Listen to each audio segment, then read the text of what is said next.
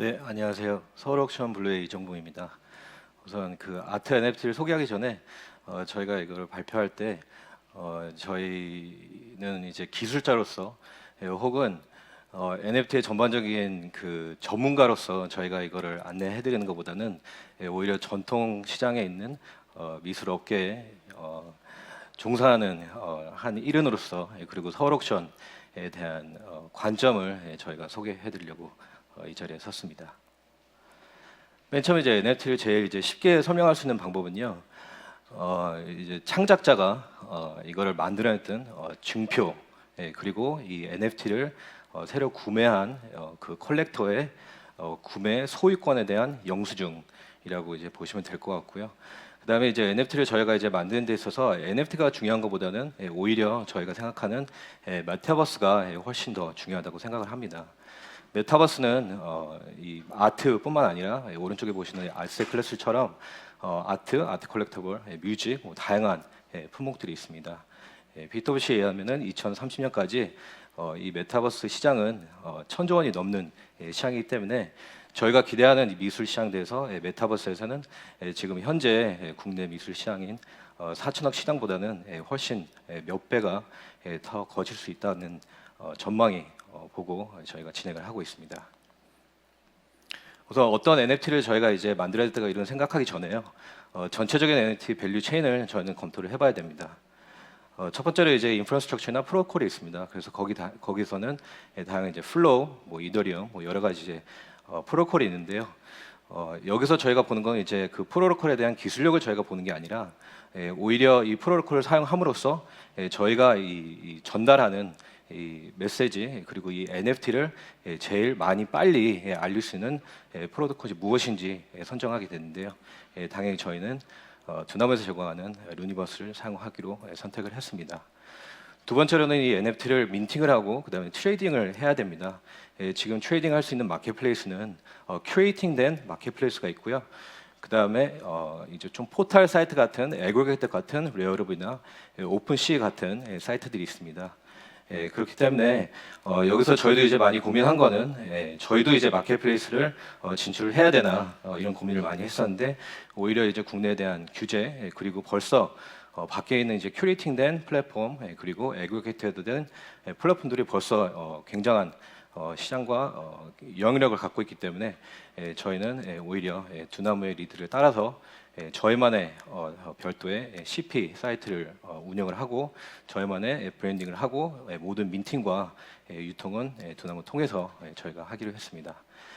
아까 말씀드린 대로 이제 이 NFT를 만들게 되면은 제일 중요한 거는 메타버스입니다. 이거를 이제 어떻게 어디서 무엇을 어떤 형식으로 사용을 할 수가 있을까 해서 지금 현재적으로 이제 많은 메타버스가 나와 있는데요. 근데 저희 같은 회사 입장에서는 메타버스를 저희가 이제 선도해서 만들어 간다 이런 입장보다는 NFT를 잘 기획을 해서 이거를 메타버스까지 연관시킬 수 있는 거기에 대한 기획력을 저희가 집중을 하고 있고요. 그 다음에 이제 일반 경제 사회랑 똑같이 마지막으로 금융적인 디파이나 아니면 뭐 여기에 대한 유동성을 제공한 여러 가지 서비스를 볼 수 있습니다. 그리고 우리가 이제 NFT를 저희가 이제 검토할 때는 당연히 이제 시장성과 유지성을 보기 시작합니다. 저희는 이제 서울옥션 이 상장사와 같이 저희는 이제 2월에 올해 국내에서 발표를 했고요. 발표 진출을 하고 나서 3월에는 굉장히 이제 핫한 NFT 시장이 됐습니다. 그러면서 이제 이 시장이 조금 주춤거리면서 오히려 거꾸로 저희한테 이제 문의가 많이 들어오는 이런 부분들은 하이프에 너무 이제 집중을 한 게 아닌가 이런 우려도 있었는데요. 아까 말씀드렸듯이 NFT라는 거는 이 NFT만이 중요한 게 아니라 오히려 메타버스가 훨씬 더 중요한 상황이기 때문에 그리고 어차피 올해 초부터 많은 대기업들 그리고 글로벌 기업들이 메타버스에 관련된 업무를 시작을 했고 어마어마한 투자를 시작했기 때문에 아무리 NFT에 대한 거래량이 주춤거린다고 하더라도 이걸 장기적으로 봤을 때 저희는 충분히 미래성이 있다고 판단을 했고요. 오히려 지금 현재 8월인 상태를 보면은 올해 최고치를 거래량을 지금 달리고 있습니다. 오른쪽을 보시면은 이제 전체 미술 전체 NFT와 오른쪽에 있는 이제 아트 NFT 시장을 저희가 이제 보이고 있는데요.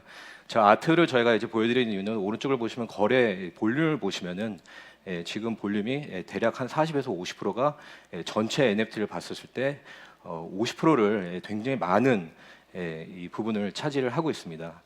두 번째로 저희가 이제 제일 중요하게 본 거는 2차 시장입니다. 1차 시장이 잘 되려면은 2차 시장이 반드시 있어야 되고요. 2차 시장이 반드시 잘 되면은 1차 시장이 반드시 잘 될 거라는 논리로 갖고 있고요.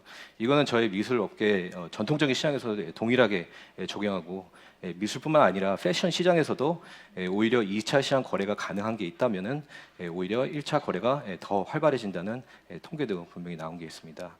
그래서 보시면은 이제 그 한 4월, 5월쯤에 2차 시장이 조금 주춤거리기 시작했는데 오히려 7월, 8월 들으면서 50% 이상의 대한 볼륨이 일어나기 시작했습니다. 미술도 똑같이 움직였고요. 그래서 이걸 보면서 저희는 이제 느낄 수 있는 거는 이 시장성에 대한 서스테이너빌리티가 충분히 지금 진행하고 있다라고 말씀드리고 그리고 더 성장할 수 있는 룸은 충분히 있다라고 이제 말씀드릴 수 있습니다. 그러면 이제 NFT를 저희가 이제 이거를 판매를 할 때 이거를 왜 어떤 형식으로 우리가 이거를 판매를 해야 되냐 이런 거를 많이 고민할 수밖에 없습니다. 그랬을 때 맨 처음에 저희가 좀 말씀드리고 싶은 거는 NFT를 어떻게 잘 판매할 수 있냐 이 맥락을 갖는 것보다는 패션과 아트 지금 업계가 어떻게 움직이고 있고 컨슈머 비헤이비어가 어떻게 변화가 되고 있냐 이거에 대해서 먼저 저희가 좀 안내를 드리고 거기에 이어서 NFT가 어떻게 어떤 형식으로 움직이고 있는지 저희만의 해석으로 좀 말씀을 드리겠습니다. 요즘에는 이제 아트와 패션, 건축, 디자인, 뭐 여러 가지 창의적인 요소가 들어가면은 반드시 한 곳으로 저희가 이제 모아지고 있습니다. 아트와 패션과 이게 다른 업계다, 아니면 뭐 창의적이가 다 틀리다 이렇게 생각할 수 있지만은 여러 콜라보레이션과 더 이상은 이런 세상이 건축, 미술 뭐 이런 부분들이 다 지금 한 군데로 모아져 있는 이런 그 경계선이 굉장히 이제 불투명해지는 시장이기 때문에 여기에 대한 컨슈머 비헤이비어를 저희가 좀 설명을 드리면요. 미술도 그리고 패션도 이런 거를 살 때 당연히 재거래에 관련된 거를 생각하고 무의식적으로라도 그걸 알고 이 재화를 혹은 이 콜렉터블을 구매하게 됩니다. 그래서 기본적으로 이거를 제가 사게 되면은 어쩌면은 이 NFT에 대해서라도 패션이라도 가방이라도 시계라도 사게 되면은 이거를 내가 재팔 때 얼마 정도 다시 돌려받을 수 있을까라는 기본 원리는 무조건 가고 있는 이 MZ 세대가 움직이는 이 시장이라고 보면 될 것 같습니다. 그래서 이제 NFT도 동일하고요. 그러면 여기서 이제 이거를 구매하게 하는 이 드라이브는 이제 어떤 요소일까 이런 걸 생각했을 때는 첫 번째는 어소시에이션 커넥션입니다. 제가 생각하고 있는 콜렉터가 유호 콜렉터가 생각하고 있는 가치관 아니면은 제가 생각하고 있는 어느 관점과 그 지금 제공해주는 어떤 아이템이 거기와 연관이 돼 있는지 안 되는지 이제 첫 번째 이제 드라이브가 요소가 될 것 같고요. 그다음에 두 번째는 퍼밀리티입니다. 이거에 대해서 한 번이라도 들어봤는지, 타카시 무라카미라고 한번 들어보셨는지, 데미안 허스트라고 들어보셨는지, 샤넬 뭐 등등 이런 요소들이 있겠죠. 그리고 스트리트웨어 같은 브랜드들은 많은 SNS 홍보를 하면서 이런 거를 접근할 수 있습니다. 그리고 마지막에 이제 제일 중요한 요소인데요, 엑스클루시비티입니다. 엑스클루시비티는 이제 한정판으로 이거를 거래를 해서 그거를 갖고 있었을 때 본인만 아니면 극소수 인원만 이거를 갖고 있다. 그러면서 본인에 대한 퍼스널리피케이션이 극화될 수 있다라는 부분을 저희가 이제 이 세 가지 드라이브라고 이제 말씀드릴 수 있고요. 그다음에 이 요소에서 하이프를 만들어내는 거는 시장에서 만드는 게이미피케이션 그리고 인플루언서 콜라보레이션을 사용하는 하이프 요소가 당연히 미술에도 적용되고 있다고 생각합니다. 그래서 예시를 들면요, 우선 지금 뭐 슈프림 같은 이제 브랜드를 저희가 좀 예시를 들면은 이제 패션 브랜드 같은 거는 우리 이제 커넥션을 하기 위해서는 이제 언더그라운드, 뭐 서브컬처 커뮤니티에 우리가 속해 있다. 아트는 아트 소사이티, 아트 커뮤니티에 나도 이제 속할 수 있다. 이런 정도이고요. 그다음에 퍼밀리티는 당연히 다른 이제 패션은 SNS나 이런 인플루언서 등등 통해서 저희가 접할 수도 있고 오히려 스트리트웨어에서 많은 이런 젊은 분들이 이제 인플루언스를 받는 거는 인식을 하는 거는 실제적으로 거리에서 상대방 상대방이 그거를 입는 거를 보고 거기에 대한 퍼밀리티를 인식을 하고 있습니다. 오히려 미술품은 퍼밀리티는 어떤 컬렉션에 이게 들어가 있는지, 그리고 어떤 기업이 혹은 어떤 인사가 이거를 인정을 해두는 데서 이제 퍼밀리티가 시작이 되고, 엑스클루시브는 당연히 이제 나이키 운동화나 슈프림 티셔츠 이런 등등 한정판 관련된 10,000개 미만의 제품을 만들어서 이제 드랍을 한다고 얘기를 하고요. 미술품도 당연히 작가 선생님들이 만들 수 있는 작품이 그렇게 많지 않기 때문에 한번 개인전할 때 10점 혹은 그 미만으로 저희가 전시를 열게 됩니다. 여기서 이제 이 두 개 이제 시장에서 하이프를 만들어낸 건 게이미피케이션 요소가 분명히 있습니다. 뭐 예를 들면 예전에 이제 슈프림 같은 게이미피케이션은 맨 처음에 이제 어느 뭐 소셜 채널을 통해 갖고 슈프림이 드랍을 한다는 소식을 받게 됩니다. 그러면 그걸 받자마자 슈프림 매장에 가서 줄을 씁니다. 2시간 동안 줄 쓴 다음에 응모하고 그 다음에 거기서 당첨이 되면은 또 2시간 후에 다시 나타나서 2~3시간 더 줄 서고 그 다음에 본인 차례가 왔을 때 본인 사이즈가 맞는 게 없더라도 반드시 그거를 사게 됩니다. 왜냐하면 거기에 리세일 밸류가 있고 거기에 대한 스테이트멘트가 있거든요. 근데 우애롭게 오히려 미술 시장에서도 이런 게 존재합니다. 지금 뭐 요즘 그 미술 시장이 너무 핫하다 보니까 요즘에 이제 외국 화廊 가서 나는 저 작품을 구매를 하고 싶어요. 라고 하면은 예약돼 있어요, 아니면 판매됐어요? 라는 이제 문구를 굉장히 많이 이제 들을 수 있을 것 같습니다. 그래서 이제 저희 이제 특히 이제 해외 이제 화랑이나 이제 해외 이런 업계에 계신 분들은 이런 거를 오히려 게미피케이션을 저희가 얘기할 수 있는 거는 이 작품을 저희가 어떤 개인전을 했을 때 어차피 이 작품이 10점 혹은 15점밖에 없기 때문에 저희는 이거를 이제 누구한테 주어져야 될지 선별을 하기 시작하는데요. 오히려 그 콜렉터가 VIP인지 아닌지, 혹은 VIP라는 거는 이 화랑을 통해서 몇 번을 재구매를 하셨는지, 그리고 이분의 콜렉션에 이 작품이 들어가면은 화랑과 그리고 작가에 대한 인지도가 영향력이 있는지 없는지를 판단하는 과정을 걸치고 그거를 그 콜렉터한테 저희가 이제 제공을 하는 이런 게임피케이션 같은 제도가 있습니다. 그리고 이제 이 두 번째 이제 하이프 인플루언서나 이제 콜라보레이션이 통하는 거는 이제 뭐 패션이나 아트도 이제 다 콜라보레이션을 하고요. 인플루언서 같은 경우는 이제 패션은 오히려 이제 뮤지션이나 아니면 이제 좀 엔터계 쪽에 있는 아티스트들이 이제 인플루언서를 많이 하고요. 오히려 아트 쪽의 인플루언서나 이런 부분을 영향력이 있는 분들은 오히려 이제 뭐 어떤 기관 혹은 기업 콜렉션 그리고 섭외가 불가능한 기업인이라고 보시면 될 것 같습니다. 그래서 이런 드라이브 세 개의 팩터와 하이프의 이제 두 가지 이제 팩터로 인해서 결과를 좀 저희가 이제 좀 볼 수 있습니다. 슈프림 같은 티셔츠는 굉장히 이제 평범한 티셔츠에 그 로고 박스가 이제 스탬프가 돼 있는 셔츠는 이게 발매가 드랍이 되면은 5만 원에 이거를 구매를 할 수가 있고요. 바로 뒤 돌아서서 250만 원에 재거래를 할 수 있고요. 나이키 사카이 같은 신발도 20만 원에 이거를 줄 서서 응모하고 당첨되면은 그거를 20만 원에 사서 바로 뒤돌아서 100만 원에 이거를 재거래할 수 있습니다. 패션 업계뿐만 아니라 미술 업계에서도 올해 이런 비슷한 형상이 일어나기 시작했습니다. 뱅치기 같은 이제 작품을 보면요, 여기 왼쪽 이제 그 하단을 보시면은 거기에 이제 에스티밋이라고 적혀 있습니다.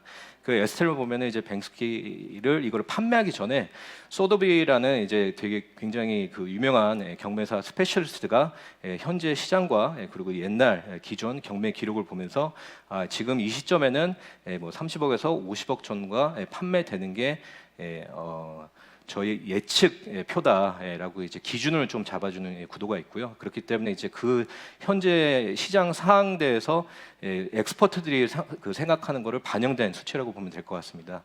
근데 오히려 거기에 대한 100억 원 이상 넘는 가격을 도달을 했습니다. 이건 불과 몇 개월 전이고요. 그리고 이제 많이 들어보시는 야유이 쿠사마 작품도 이건 4억에서 7억 원 정도 추정가를 했는데 오히려 또다시 100억 원이 넘는 죄송합니다. 한 40억 원이 넘는 결과를 도달했습니다. 그래서 이런 요소들은 저희가 이제 인지를 했었을 때, 저는 이제 그 해외 현대 미술 스페셜리스트입니다. 그래서 저한테 이제 이게 왜 이렇게 비싸게 팔렸냐라고 여쭤보면은 뭐 솔직히 전문적인 저희가 대답을 할 수가 없고요. 왜냐하면 이 현상을 저희도 이제 본 적이 많지가 않다 보니까 그리고 그냥 제일 쉽게 얘기하는 거는 그냥 시장이 미쳤다라고 얘기하는 게 제일 그냥 저희도 속 편합니다. 그래서 이거를 NFT를 저희가 이제 적용했을 때 어떻게 적용하냐고 많이 고민을 했습니다. 그래서 이제 최근에 업비트닷컴을 통해서 펫타이어 이벤트를 저희가 진행을 했고요. 펫타이어는 저희가 이제 리미티드 에디션 전체 에디션 2,500개 중에서 1,000개를 먼저 이제 드랍을 했습니다. 여기에서 저희가 이제 만들어낸 커넥션 혹은 어소시에이션은 당연히 ESG입니다. 여기에다가 이제 펫타이어 리사이클링이라는 요소가 있고요. 그 다음에 이제 이거를 사용한 루니버스의 기술력도 다른 기술력보다 에너지 효율성이 굉장히 뛰어나고 그리고 가스피도 굉장히 낮은 기술력을 사용하고 있다는 이러한 그 인바이러멘털 관련된 이슈를 저희가 이제 커넥션으로 삼았고요. 포뮬레이터는 당연히 이제 펫타이어를 모르신 분이 당연히 없을 거라고 저희는 이제 생각했기 때문에 그냥 그대로 진행을 했습니다. 그리고 마지막으로는 저희가 이제 올해 내에 이제 가능하면은 저희가 이제 나머지를 저희가 유료 판매를 진행을 하려고 하는데요. 그때는 이제 이 작가 이 펫타이어가 원래는 지용호라는 작가의 작품이었다라는 것을 이제 공개하고 이거를 이제 드랍을 시킵니다. 그래서 이제 저희는 이제 이 작품에 대한 그리고 이 NFT에 대한 게이미피케이션을 저희가 이제 지금 넣기 위해서 NFT 저희 이제 펫타이어 NFT를 수집한 분들에게 이벤트를 열어서 그 작가의 실물 작품을 실물 증정을 해드리려고 지금 준비를 하고 있습니다. 그래갖고 이 지용호라는 작가는 원래 옛날부터 이 전통 미술 시장에 있던 작가이고요. 굉장히 나름대로 유명한 작가입니다. 그리고 이 작품 가격대도 뭐 저렴하게는 500만 원, 비싸게는 1억까지 가는 작품입니다. 그래서 이 작가가 원래 이 작품을 만들 때 네 가지에 대한 그 타이어 요소를 사용을 합니다. 하나는 이제 오토바이, 자동차, 트럭, 그다음에 자전거 네 가지 요소를 사용하는데 저 작품을 만들 때도 그 네 가지 요소가 있고요. 그리고 NFT를 저희가 이제 그 업비트닷컴을 통해 갖고 저희가 이제 드랍을 했을 때도 네 가지의 종류를 저희가 이제 드랍을 했습니다. 그래서 저 작품에 들어가는 해당되는 종류와 개수를 매칭시켜서 그거를 콜렉팅 하시는 분들에게 오히려 저희가 이제 실물을 증정하는 게이미피케이션을 저희는 이제 준비를 하고 있고요. 그리고 마지막으로 이제 이 NFT를 갖고 어떤 콜라보레이션을 통하고 그 다음에 이제 형성된 이 커뮤니티를 통해서 저희가 어떻게 이 브랜딩을 더 시킬 수 있을까 이런 거에 대한 더 추가적인 계속 고민과 이제 기획을 준비를 하고 있습니다. 여기서 이제 제일 중요한 요소는 저희가 뭐 몇 천만 원짜리 작품을 실물 증정을 걸어놨기 때문에 우리가 발행했던 아니면 우리가 이제 업비트 통해서 발행했던 그 NFT의 가격을 우리가 그 정도 가격으로 올리는 게 목표가 절대 아닙니다. 이 NFT라는 거는 저희가 이제 여기에 대해서 많은 꿈을 갖고 있는 이유가 NFT는 작가에 대한 커뮤니티를 형성할 수 있는 힘을 갖고 있습니다. 그래서 저희가 그 업비트닷컴을 통해서 이거를 판매했을 때 조금 지연이 되긴 했지만은 실질적으로 저희가 판매를 한 그 실제 기간은 딱 3초입니다. 그러면 3초 안에 갑자기 이 작가의 커뮤니티가 형성이 됐다고 생각을 하고요. 그리고 이 작가들의 3초 만에 1,000명에 대한 팬들이 생겼습니다. 이거는 이 작가가 벌써 10몇 년 차를 이 작업을 하고 있는 작가인데요. 지금 10몇 년을 해도 본인의 팬이 1,000명 이상 되냐, 혹은 몇백 명이 되냐 안 되냐 했을 때 좀 갸우뚱거리실 거라고 저는 생각을 하고요.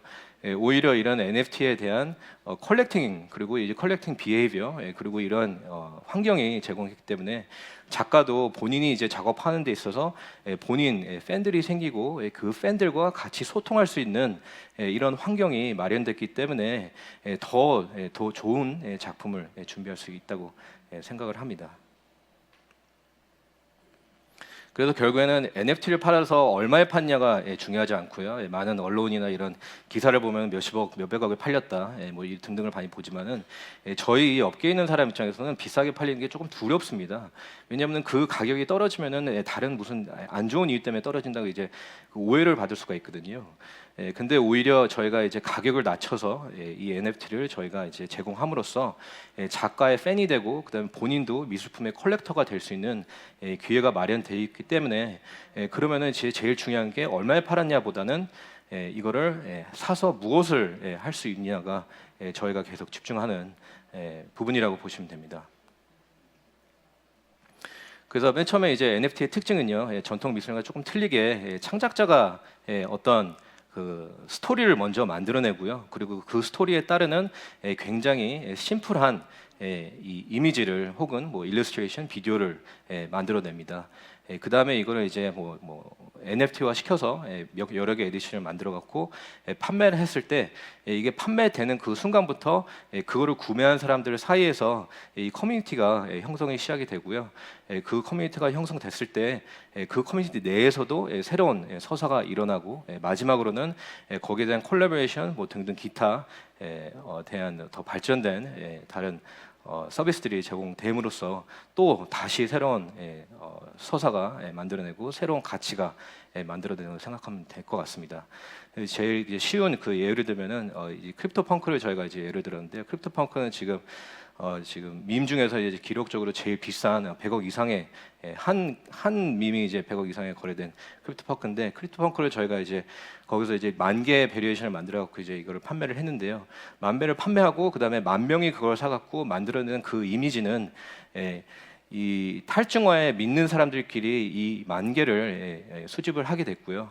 그리고 오히려 이 10,000개를 수집한 사람들은 그 아이콘을 활용을 하면서 본인들이 크립토 세계의 인싸 중에 인싸다라고 이제 표명할 수 있는 증표가 되었습니다. 그리고 마지막으로 이제 콜라보레이션을 할 때는 디지털 운동화를 만드는 회사와 콜라보레이션을 해서 거기에 대한 이제 디지털 운동화를 만들어냈고요. 그 다음에 거기서 신청을 하면은 실물까지도 만들어주는 이런 서비스까지 진화가 됐습니다. 지금 현재로서는 저희가 이제 좀 유심히 보는 거는 이쪽 업계에서 지금 주당 대략 한 35,000개 NFT가 만들어지고 있고요. 그다음에 주당 거의 4천억어치의 거래량이 발생을 하고 있습니다. 결국 이렇게 되면은 마켓 세츄레이션이 일어나기 때문에 컨설리데이션이 일어나고, 컨설리데이션이 일어났을 때는 어떤 이 기획자 혹은 창작자들이 살아남을 수 있을까 이런 걸 고민했었을 때 당연히 브랜드가 제일 강한 분들이 그리고 서사가 그리고 브랜드가 제일 많은 분들이 이제 살아남을 수 있을 거라고 저는 생각하고, 두 번째로는 이제 이걸 밸리데이트 해주는 기존 전통 미술 시장에 있는 종사자들이 이런 것에 대해서 어느 정도 컨펌을 혹은 이거에 대해서 좀 같이 참여를 해서 이것도 작품이다라는 그런 액션을 취하면은 거기도 굉장히 큰 영향력을 받을 수 있다고 생각하고요. 벌써 지금 크리스토도비 필립스나 뭐 이런 곳에서 지금 디지털 세상에서 움직이고 있는 재화를 갖고 일반 미술품 경매 진행을 하면서 이게 미술품이다 거의 도장 찍어두시피 경매를 진행을 해서 그 시장을 만들어 나가고 있습니다.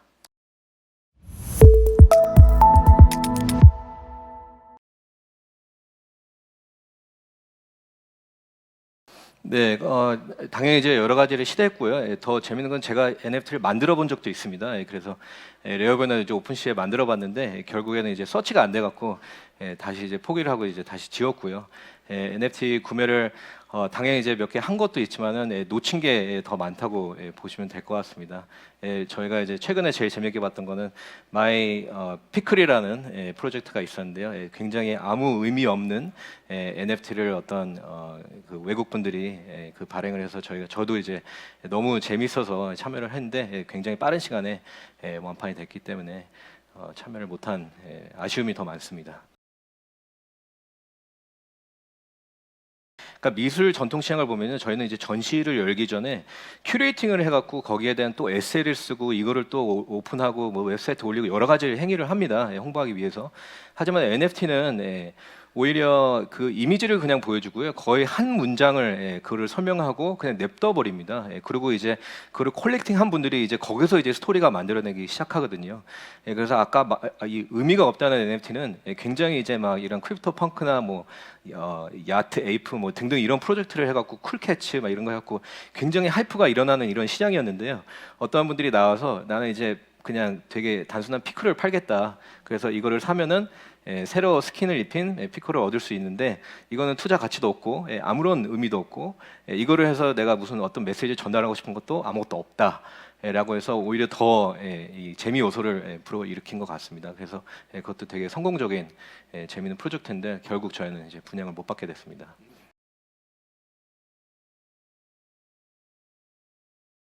이 NFT라고 저희가 이제 보는 거는 아까 되게 이렇게 광범위하게 그리고 어쩌면 어렵게 제가 이제 설명할 수 있었는데 이거는 패션 시장을 이 스트릿 패션을 보면 이제 이야기가 좀 더 쉬울 텐데요. 이 해외에 있는 그 되게 유명한 이제 패션 업체에서 설문조사를 했는데 이 스트릿웨어가 굉장히 빨리 커지고 있습니다. 그래서 이제 그거를 왜 사람들이 사는지 설문조사를 했는데 거기서 70%가 그냥 쿨해서 샀다라는 답변입니다. 그러면은 NFT도 방금 이 피클 프로젝트나 쿨캐치나 뭐 크립토나 뭐 등등 이런 프로젝트도 그냥 솔직히 우리가 시작이 되는 거는 재밌어서 시작이 되는 거거든요. 그것도 또 아까 말씀드린 그 세 가지의 드라이브 팩터가 살짝만 건드려도 이게 시작이 된다고 보고 있습니다. 뭐 아트 시장을 좀 이렇게 구체적으로 설명드리는 것보다 그냥 다른 업계를 저희가 이렇게 설명드리는 게 좀 편할 것 같은데요. 뭐 우선 예를 들자면은 저희가 이제 원래 운동화를 팔았었습니다. 그래서 운동화를 구매한 1차 시장은 나이키 정식 매장이라고 보시면 될 것 같고요. 그거를 사서 뭐 크림이나 뭐 무신사가 운영하는 이런 솔드아웃 혹은 뭐 XX 블루 그리고 스탁엑스를 활용해서 다시 이거를 재판매하는 거를 다시 2차 시장이라고 보면 될 것 같습니다. 두 번째 예를 들면은 자동차를 저희가 샀을 때 벤츠를 사게 되면은 벤츠 정식 매장에서 1차 시장을 구매하게 되고요. 그다음에 2차 시장은 이거를 다시 이제 중고 거래 상인 통해서 재판매하는 거를 2차 시장이라고 보시면 될 것 같습니다. 미술도 아티스트 스튜디오에서 갖고 와서 1차 경매 저기 갤러리에서 전시를 갖고 판매하는 그 행사를 저는 이제 1차 시장으로 보고요.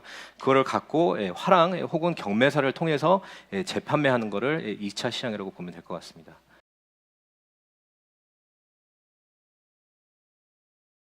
작가 활동은 1차 시장이 중요합니다. 하지만은 1차 시장이 일어났을 때 저희 업계에서는 어떤 컬렉션을 갖는지가 더 당연히 중요하고요. 그다음에 이런 NFT 공모전은 저희가 이제 최근에 두나무랑 통해서 공모전을 진행을 했고요.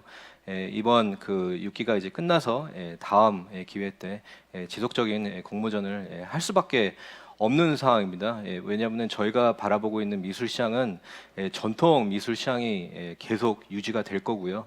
그러면서 지금 메타버스 관련된 NFT 디지털 미술 시장도 지금 이제 곧 열리려고 하고 있는 이 와중에 전통 시장에 있던 작가 선생님들이 이런 디지털 세상으로 넘어올 수 있냐 없냐는 다 넘어오고 싶지도 않아 하시고요. 그리고 넘어올 분들은 여러 가지 시도를 하는데 결론적으로는 저희가 봤던 이번 공모전을 통해서 저희가 이제 수상을 하게 된 분들과 인터뷰를 했을 때도 저희가 원래 익숙했던 한 작가가 아이디어를 내갖고 이렇게 해갖고 뭐 작품을 만들어내는 이런 구조였는데 NFT 디지털 이 미술품 보다 보면은 저희가 이제 그 수상 받게 된 분들이 그룹이 분명히 있더라고요. 그래서 누군가는 다 같이 아이디어를 내고 누군가는 어떤 요소들을 다 같이 참여를 해갖고 한 작품을 밀어내는 이런 그룹 활동이 있을 수밖에 없기 때문에요. 그리고 이제 이런 새로운 디지털 세상이 열리면서 저희가 생각하기에는 당연히 미술 새로운 이 디지털 세상에 더 신비한 그리고 어쩌면 더 이 밀레니얼 세대에 더 적합한 작가가 충분히 나올 수 있는 시장이라고 보고 있기 때문에요. 그거는 저희가 이제 여러 시도를 첫 우리가 공모전을 했는데 생각보다 저는 막 몇몇 명이 지원을 할 줄 알았는데 오히려 그냥 몇천 명에서 이제 수준을 그쳤고요. 그래서 이런 거를 저희가 통해서 시장성을 저희가 좀 증명하고 그리고 여기에 대한 서사 이런 거를 더 국제적으로도 저희가 전파할 수 있다는 거를 두나무와 같이 해서 좀 보여드리면은 많은 분들이 더 용기를 갖고 이런 NFT 작가로서 데뷔를 좀 고려할 수 있지 않나 생각하고 있습니다.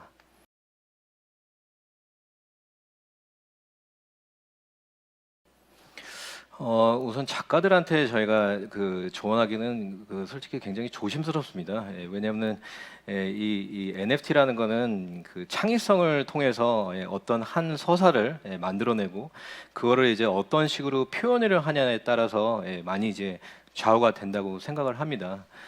좀 예를 들자면 저희가 이제 제가 되게 좋아하는 그 현대 갤러리 소동인 박민준 작가라는 작가가 있어요. 그래서 그 작가한테 제가 1월 초에 2월에 저희가 발표를 했는데 1월 초에 그 작가한테 이제 스튜디오에 가서 서울에 왔다길래 가갖고 이제 계속 설득을 했습니다. NFT를 우리 같이 하자. 왜냐하면 이제 이 작가가 조금 특이했던 게 뭐였냐면은 옛날에 일본이랑 이탈리 뭐 등등을 돌아다니면서 옛날 레네상스 시절에 이 페인트를 아예 본인이 만드는 이런 기술을 터득해갖고 본인이 이제 캔버스부터 다 만들었거든요. 그래서 되게 재밌는 작가라서 이제 그런 걸 조언을 했는데 그 작가가 저한테 이제 얘기한 게 왜 자꾸만 이거 갖고 나한테 귀찮게 구냐 그래서 보시라 분명히 세상이 이 우리 미술 업계에서도 프리 디지털 에이지가 있고 포스트 디지털 에이지 작가가 두 개로 이제 나눠질 거다 제가 생각하기에는. 그래서 선생님이 빨리 여기에 먼저 들어와야 된다라고 얘기를 했더만 그 선생님이 얘기하시는 게 이정우 씨 잘 봐라, 미술 시장이라는 게 이게 뭐 시간이 지날수록 다 그룹핑을 한다. 옛날에 했던 거 레네상스에 만들었건 올드 마스터라고 우리가 지칭을 하고, 그 다음에 이제 모네나 피카소가 만들었건 모던 임프레션이라 얘기를 하고, 그 다음에 컨템포러리를 포스트 워 컨템포러리라고 저희가 이제 호칭을 합니다. 그러면 앞으로 100년, 1000년이 지났을 때, 그러면 나는 디지털에서 왔다 갔다 거리면은 내가 거기서 어떤 작가로 내가 남아야겠냐 이런 걸 따졌을 때 그 작가가 저한테 얘기한 게 있습니다. 저는 그냥 작가로서 프리 디지털 세상에서 저는 되게 그래 역사에 남는 회화 작가가 되고 싶어요. 이런 말씀을 하셨습니다. 그리고 본인들에 대한 그 서사가 분명히 있고요. 전시를 할 때마다 그분은 소설을 쓰십니다. 그 책을 또 발간을 하시고요.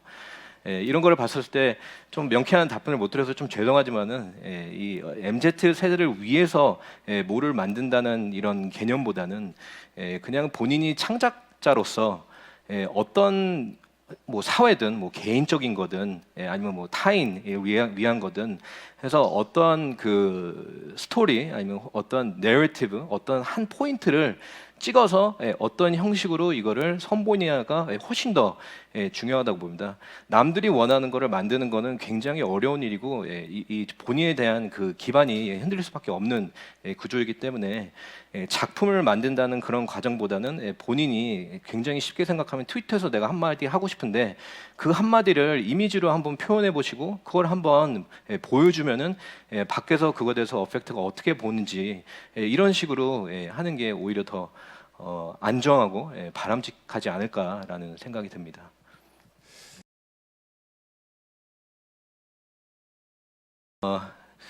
제가 갖고 있는 에너지는 굉장히 이제 그 저렴한 것들이 있고요. 그냥 봐서 그냥 솔직히 작가 이름도 솔직히 이름도 기억 안 나고요. 왜냐면 이미지를 봤는데 그냥 재밌다 그래갖고 이제 소집한 거 그냥 한두 개 정도 있고요. 그다음에 이제 상징적인 저희가 이제 회사에서 저희가 크립토 펑크 관련된 프로젝트도 저희가 매입한 부분도 있습니다. 작가들이 만들어낸 NFT도 본인이 얘기하고 싶은 거를 표출하는 거고요. 그거를 사는 사람 입장에서도 그거를 동요할 수 있는 사람들이 사는 거 뿐이고 거기에 그냥 한 커뮤니티의 일부가 되고 있고 NFT 통해서 증표를 할 수 있는 좀 재밌는 그냥 환경이라고 보시는 게 좋을 것 같고 너무 진지하게 이거를 막 어떻게 하지 우리가 어떤 철학을 우리가 전달해야지 여기까지 가는 게 아직은 조금 얼리 스테이지인 것 같습니다. 이게 뭐 직업병일 수 있는데요. 저희가 보는 이 NFT 작품들은 그 작품에 대한 오리지널리티를 봅니다. 그렇다 갖고 오히려 이제 이미지에 대한 퀄리티를 절대적으로 따지는 게 아니라요. 아까 보신 크립토 펑크처럼 굉장히 단순한 좀 퀄리티를 볼 수 있고 어떤 분들은 굉장히 고급적인 퀄리티를 볼 수가 있는데요. 뭐 해외에 지금 제일 많이 쉽게 바로 필터해 볼 수 있는 거는 이제 필립스나 이런 경매사들이 예전에 판매했던 그런 작가들을 보면요, 그 작가들이 거기까지 가기에 굉장히 긴 과정이 나름대로 있었고요. 비플도 굉장히 오랜 과정이 있고 거기에 대한 끊임없는 실험과 여러 가지 시도를 해왔던 작가이기 때문에 그 정도의 인지도를 잡을 수 있다고 생각을 합니다. 그래서 이 작품을 찾을 때는 그 오리지널리티를 찾고 거기를 표현이 진짜 명확하게 재밌게 돼 있는지 아니면 너무 멋지게 돼 있는지 이런 부분들을 많이 보고 그 다음에 이제 그 주변에 커뮤니티 형성이 돼 있는지 안 돼 있는지 이것도 같이 따지고 보고 있습니다. 왜냐하면 커뮤니티 형성이 돼 있어야지 지속성을 저희가 좀 관찰할 수가 있거든요. 네, 맞습니다. 근데 남들이 할 수도 있어도 상관이 없습니다. 예, 근데 오히려 이거를 먼저 이거를 그만큼 시간과 생각을 해갖고 이거를 내러티브를 이 기여를 했는지 안 했는지가 더 중요하지 않을까 싶습니다.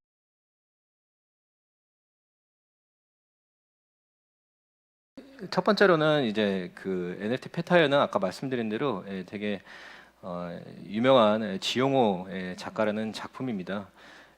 그리고 그래서 이 작품을 지용호 작품을 사기 위해서는 생각보다 이제 많은 금액을 지불을 하셔야 되거든요. 그래서 그 작품에 대한 일부를 가질 수 있다, 혹은 그 작가가 만들어진 이런 거를 가질 수 있다. 그리고 저희가 이제 계속 생각하는 거는 그 작가에 대한 팬층을 키우고 커뮤니티를 저희가 형성하고 브랜딩하기 위해서 저희가 이제 고민하는 거는 계속 저희 미술 업계에 있는 것처럼 계속 지용호 작가의 작품을 갖고 있는 분들한테 계속 더 우선권을 좀 부여할 수 있는 이런 좀 혜택을 고려를 하고 있고요. 그다음에 이제 뭐 실물 증정 이런 것도 있겠지만은 다른 기업이나 다른 타 브랜드를 통해서 여러 가지 콜라보레이션을 통해 갖고 다른 NFT도 같이 만들 수 있는 이런 부분을 볼 수 있습니다. 그리고 페타이어는 저희한테는 굉장히 상징적입니다. 왜냐하면 저희 첫 NFT 프로젝트거든요.